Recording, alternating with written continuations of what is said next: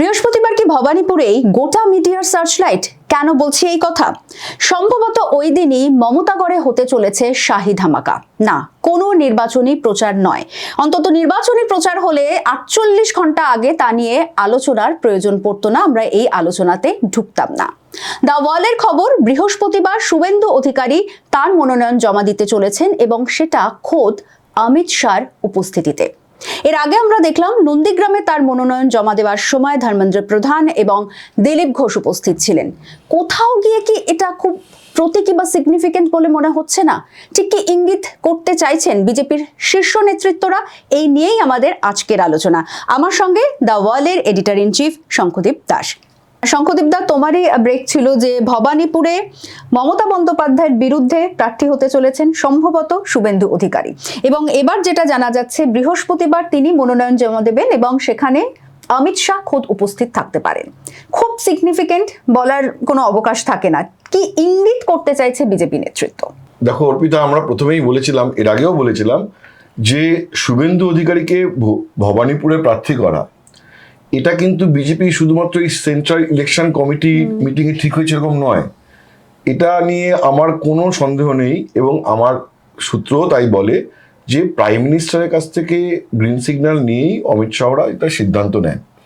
এ ব্যাপারে প্রথম উদ্যোগটা অবশ্যই ছিল শুভেন্দুরই, তার কারণে শুভেন্দুই পার্টিকে বারবার বোঝানোর চেষ্টা করেছিলেন যে ওখানে আমাকে প্রার্থী করো, তাহলে একটা স্ট্রং মেসেজ গোটা পশ্চিমবঙ্গে যাবে, পার্টির কর্মীরাও খুব এনার্জাইজ হবে এবং মমতা বন্দ্যোপাধ্যায়কে তার উঠোনে গিয়ে, তার গড়ে গিয়ে, তার কনস্টিটুয়েন্সিতে গিয়ে চ্যালেঞ্জ জানানো হবে। সেটা একটা খুব সিম্বলিক হয়ে উঠতে পারে এবং আমিও লড়ে যাব ওখানে, জেতার চেষ্টা করব।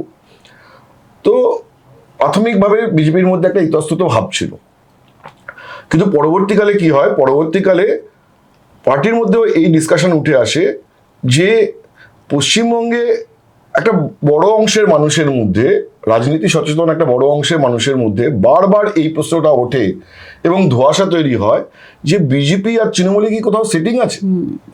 বিভিন্ন ঘটনাতেই মনে হয়েছে, সে পার্লামেন্টে কোনো বিলের ভোটাভুটির সময় তৃণমূলের ওয়াকআউট করা হোক, বা ইন্ডিয়া জোট থেকে তৃণমূলের একটুখানি আলাদা আলাদা থাকা হোক, বিভিন্ন ঘটনায় এটা একটা মনে হয়েছে যে কোথাও কি একটা সেটিং আছে। দ্বিতীয় কথা হচ্ছে যে যেভাবে হুড়মুড়িয়ে ইডি সিবিআই তদন্ত বিভিন্ন কেসে শুরু হয়েছে, আবার চুপচাপ শান্ত হয়ে সে সাপের মতন শীত ঘুমে হাইবারনেশনে চলে গেছে, এগুলো থেকেও অনেকের মনে হয়েছে যে কোথাও কি সেটিং আছে। তো এই সেটিং নিয়ে একটা বিপুল সংখ্যক মানুষের মধ্যে ধোঁয়াশা, সন্দেহ, ধারণা রয়েছে, রাজনীতি সচেতন মানুষ। তো বিজেপির মধ্যে থেকে একটা সেকশনের স্ট্রং ওপিনিয়ন ছিল যে এই ভোটের আগে এই যে ইডি সিবিআই তদন্ত, এগুলোর গতি পাক, নর্মাল কোর্সেই গতি পাক, নর্মাল কোর্সে গতি পেয়ে যদি কিছু ধরপাকড় হয় তাহলেও ওই সেটিংয়ে তত্ত্ব ভেঙে যেতে পারে। এবার বিজেপির যে নেতা, কেন্দ্রীয় নেতারা, তাদের অনেকের এ ব্যাপারে খুব একটা সহমত ছিল না, কারণ তারা ঝাড়খণ্ডে দেখেছেন যে ঝাড়খণ্ড ভোটের আগে হেমন্ত সোরেনকে ইডি যখন গ্রেপ্তার করে, তিনি জেলে বসে থাকা সত্ত্বেও ঝাড়খণ্ডে জেএমএম কংগ্রেসের জোট প্রায় সুইপ করে যায়, কারণ হেমন্ত সোরেন একটা সহানুভূতি পেয়ে গেছিলেন।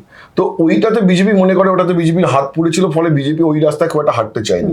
এবং ইন্টারেস্টিংলি তুমি দেখবে আফটার মেনি ইয়ার্স, কেন বলছি যে 2016 থেকে 2026 10 বছরের মধ্যে প্রায় প্রতিটা ভোটের আগেই যেভাবে ইডি সিবিআই এর তৎপরতা দেখা গেছিল, এবারে কিন্তু অতটা দেখা যায়নি।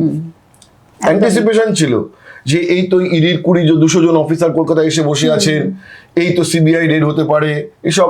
তুমি দেখবে যে গত 1 বছরে সিগনিফিকেন্ট কোনো ইডি সিবিআই ধরপাকড় ইত্যাদি প্রভৃতি হয়নি।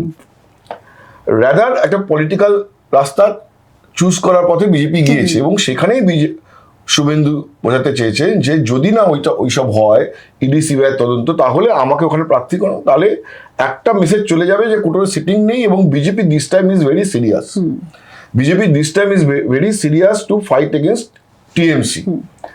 তো সেইটা অমিত শাহদের কাছে গ্রাহ্য বলে মনে হয় এবং প্রধানমন্ত্রী সেটাতে সবুজ সংকেত দেন এবং শুভেন্দু অধিকারী প্রার্থী করা হয়। সেকেন্ড, যে অমিত শাহ যে শুভেন্দুর মনোনয়নে সামিল হবেন, এটাও কিন্তু প্রথম যে পদক্ষেপ সেটাকেই আরো ইম্পেটাস দেওয়ার জন্য, আরো অক্সিজেন দেওয়ার জন্য এবং এই ধারণা আরো বদ্ধমূলভাবে তৈরি করে দেওয়ার জন্য এই ভোটে যে বিজেপি কিন্তু সিরিয়াস। তাই শুভেন্দু অধিকারীকে শুধু প্রার্থী করাই নয়, ওখানে অমিত শাহজি আছেন, মনোনয়নের আগে হাজরা মোড়ে একটি সভা করবেন, তারপরে হাজরা মোড় থেকে সার্ভে বিল্ডিং পর্যন্ত যে 1200 মিটার রাস্তা, তার মধ্যে 1 কিলোমিটার হেঁটে যাবেন, তারপরে 200 মিটার গাড়ি ফাড়ি ছাড়া যেতে হয়, হেঁটে যাবেন না সরি, ওই 1 কিলোমিটার রোড শো করে যাবেন, তারপরে 200 মিটার একটু হেঁটে যেতে হয় কারণ ওখানে গাড়ি আটকে দেবে, তো 200 মিটার হেঁটে গিয়ে মনোনয়ন দাখিল হবে। এবং ডেফিনেটলি সেদিনকে অমিত শাহ যদি থাকেন তাহলে শ্রমিক ভট্টাচার্য বিজেপি রাজ্য সভাপতি একদম। তিনিও থাকবেন, হয়তো সুকান্ত মজুমদার, শীর্ষস্থানীয় সব নেতৃত্ব অনেকেই থাকতে থাকবেন। পারেন ওই রোড শোতে, যেহেতু অমিত শাহ থাকবেন। তো এইটা ভবানীপুরে অমিত শাহর যে রোড শো শুভেন্দুর মনোনয়নে, এটা একটা প্রতীকী ব্যাপার, যেখানে বোঝানোর চেষ্টা হচ্ছে যে আমরা ভবানীপুরে মমতা বন্দ্যোপাধ্যায়ের বিরুদ্ধে সিরিয়াস, মানে গোটা পশ্চিমবঙ্গে সিরিয়াস। তো এইটা বিজেপি বোঝাতে চায়। একটা বিষয় এখানে আমি একটু জানার মানে ইচ্ছে রাখবো, সেটা হচ্ছে তোমার দীর্ঘ সাংবাদিকতার জীবন এবং মমতা বন্দ্যোপাধ্যায়েরও রাজনীতির ধরনের সঙ্গে তুমি পরিচিত। এই যে একেবারে সরাসরি বলা যায় যে মমতা বন্দ্যোপাধ্যায়ের গড়ে গিয়ে তাকে চ্যালেঞ্জ ছুড়ে দেওয়া, কোথাও গিয়ে তার স্নায়ুর চাপ কি বাড়ানো সম্ভব বা বাড়বে? দেখো, আমি বারবার বলি একটা কথা, যে শুভেন্দু অধিকারী হলেন মমতা বন্দ্যোপাধ্যায় স্কুল অফ পলিটিক্সের ছাত্র এবং ফার্স্ট বয়। মানে হয় না যে আমরা অনেক সময় বলি যে ফার্স্ট এবং ইকুয়ালস, মানে সবাই একই সমান, তাদের মধ্যে কেউ একটু এগিয়ে, সেরকম নয়। কিন্তু বাকি যে যারা ছিলেন তৃণমূলে, আমি অভিষেকের প্রসঙ্গে আসছি না, অভিষেক তো অনেক নবীন নেতা, তরুণ নেতা। আমি বলছি যে শুভেন্দু সমসাময়িক যাদের তৃণমূলে উত্থান ঘটেছিল, তাদের সবার থেকে শুভেন্দু এগিয়েছিলেন, যে কারণে মমতা বন্দ্যোপাধ্যায় তাকে একাধিক দপ্তরের মন্ত্রী করেছিলেন, বিভিন্ন জেলার ইনচার্জ ছিলেন। তো শুভেন্দু হচ্ছিলেন মমতা বন্দ্যোপাধ্যায় স্কুল অফ পলিটিক্সের ফার্স্ট বয়। তো মমতা বন্দ্যোপাধ্যায় গতবার ভোটে কি করেছিলেন, যে নন্দীগ্রামের শুভেন্দু অধিকারীর যে নির্বাচন কেন্দ্র, সেখানে গিয়ে প্রার্থী হয়ে গেছিলেন। এবার পাল্টা শুভেন্দু গিয়ে ভবানীপুরে গিয়ে প্রার্থী হয়ে যাচ্ছে। এটা মমতা বন্দ্যোপাধ্যায় স্নায়ুর চাপ বাড়িয়েছে না বাড়িয়েছে সেটা আমার মনে হয় না। মমতা বন্দ্যোপাধ্যায় অনেক স্নায়ুর চাপ নিয়েছেন অতীতে, ঠিক আছে, এবারেও স্নায়ুর চাপ তিনি নেবেন। ভবানীপুর তার নিজের নির্বাচন কেন্দ্র, তার পাড়া, সুতরাং সেখানে তার একটা নিজের যোগাযোগ, কমিউনিকেশন অ্যাডভান্টেজের জায়গাও রয়েছে। ভোটে কি হবে সেটা পরে দেখা যাবে। শুভেন্দুর দিক থেকে যেটা বলা যায়, যে শুভেন্দুর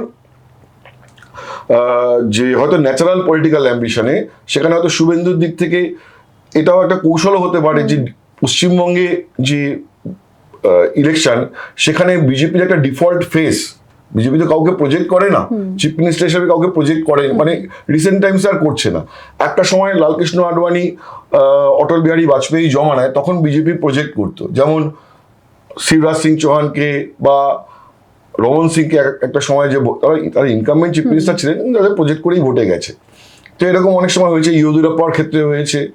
তো এবারে বিজেপি কাউকে প্রজেক্ট করেনি। অতীতে গত ইলেকশনে মধ্যপ্রদেশ, রাজস্থান, হরিয়ানাতেও যেমন কাউকে প্রজেক্ট করেনি, বা দিল্লিতে এবারে ভোটেও যেমন কাউকে প্রজেক্ট করেনি। তো এখানেও কাউকে প্রজেক্ট করছে না। কিন্তু এই যে ভবানীপুরে শুভেন্দুকে প্রার্থী করার ফলে Suvendu has become a default face. এবং তুমি দেখবে যে গতকাল যখন শুভেন্দু অধিকারী নন্দীগ্রাম থেকে তার মনোনয়ন জমা দেন, সেখানে ধর্মেন্দ্র প্রধান কেন্দ্রের মন্ত্রী উপস্থিত ছিলেন, দিলীপ ঘোষ উপস্থিত ছিলেন। আর একটা কথা, সেই সময় তো তুমি দেখবে যে বিজেপির টুইটার হ্যান্ডেল থেকে যে টুইটটা করা হয়, সেখানে লেখা হয় শুভেন্দু সম্পর্কে, the opposition leader who has become the face of resistance in Bengal, মানে বাংলায় প্রতিরোধের মুখ যিনি হয়ে উঠেছেন।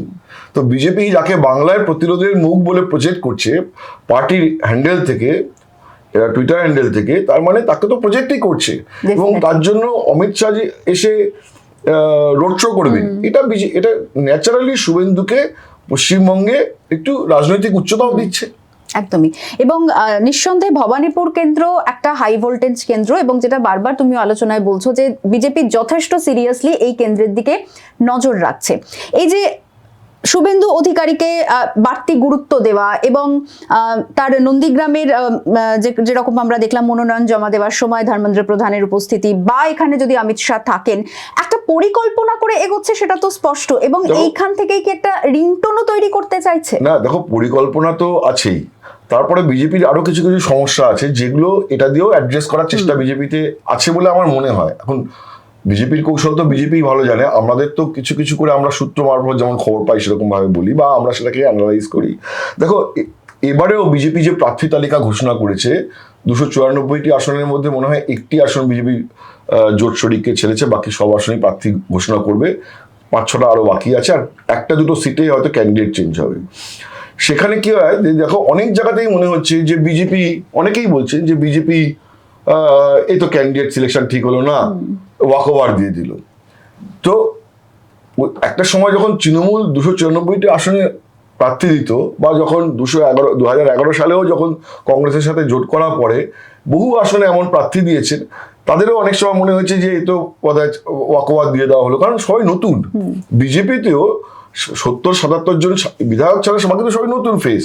সেখানে অনেকেরই মনে হচ্ছে যে সিটিং যে এমএলএ তৃণমূলের বা সিটিং যে তৃণমূলের মন্ত্রী, তার বিরুদ্ধে বোধহয় একটু হালকা মুখ, ঠিক আছে, এবং সেখান থেকে মনে হচ্ছে যে ও তাহলে তো বিজেপি এই সিটে খেলা ছেড়ে দিয়েছে।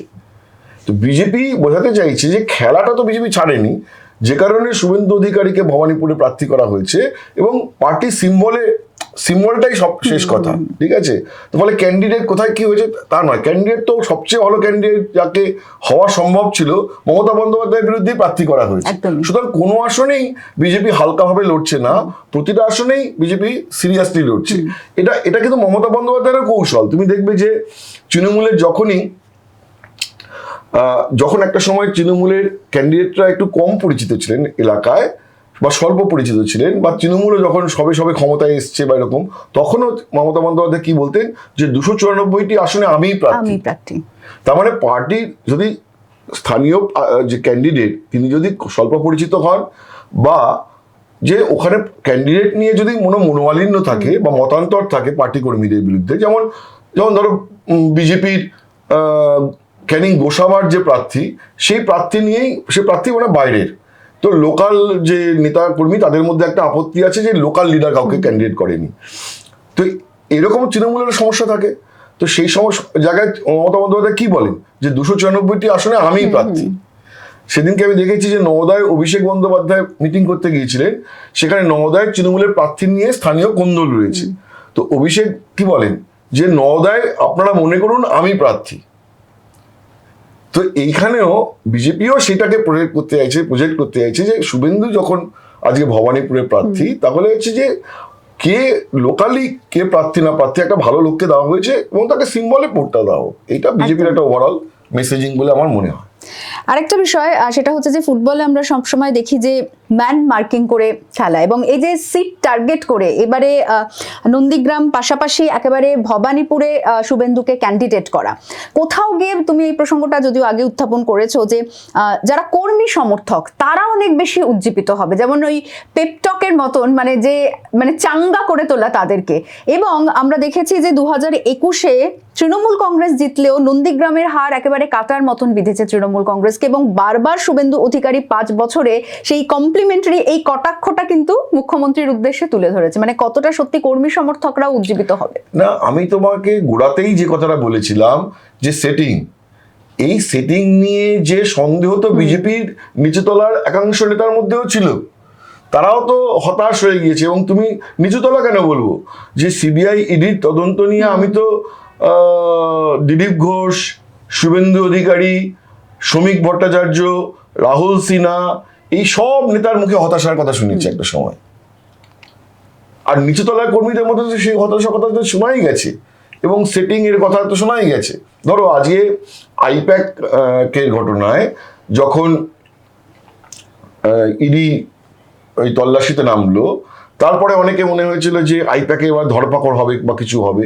যেই হলো না, তখনই তো বিজেপির একটা অংশ হতাশ হয়ে গিয়ে ভাবলো যে তারা তো আর বুঝতে চান না যে সুপ্রিম কোর্টে একটি মামলা চলছে, সেখানে তর্ক হচ্ছে, সেখানে সরকার পক্ষ এবং আইপ্যাকের আইনজীবীরা সওয়াল করছেন যে ইডির ওখানে মামলা কতটা গ্রহণযোগ্য কিনা, সুপ্রিম কোর্টে ইডি মামলা করেছে আদৌ গ্রহণযোগ্য কিনা। এইসব নিয়ে যখন মামলা চলছে, নিচুতলার কর্মীরা সেটা বুঝতে চান না। নিচুতলার কর্মীরা দেখছেন আরে ইডি তো আর কিছু করলো না, তাহলে কি সেটিং আছে? তো এই যে সেটিং এর সন্দেহ, এটা তো বিজেপির নিচুতলাতেও চালিয়ে গিয়েছিল। তো ফলে আজকে যখন ক্যান্ডিডেট করা হয়েছে শুভেন্দু অধিকারীকে ভবানীপুরে, তখন তাদেরও এই বার্তা দেওয়া হচ্ছে না যে না কোনো সেটিং নেই, শুভেন্দুকে প্রার্থী করা হয়েছে, অমিত শাহ রোড শো করতে আসবেন, এবং আমি যদি ভুল না করি তাহলে তুমি দেখবে যে সেকেন্ড ফেজে তো ভবানীপুরে ইলেকশন, প্রধানমন্ত্রী নরেন্দ্র মোদীর যে রোড শো সেটা ভবানীপুর ছুঁয়ে যাবে। তুমি দেখে নিও যে ভবানীপুর ছুঁয়ে প্রধানমন্ত্রী নরেন্দ্র মোদীর রোড শোটা হবে, ফাইনাল যে রোড শো। তো ফলে এইটার মাধ্যমে বিজেপি যারা স্ট্রং মেসেজিং করতে চাইছেন, এটা কোনো সন্দেহ নেই।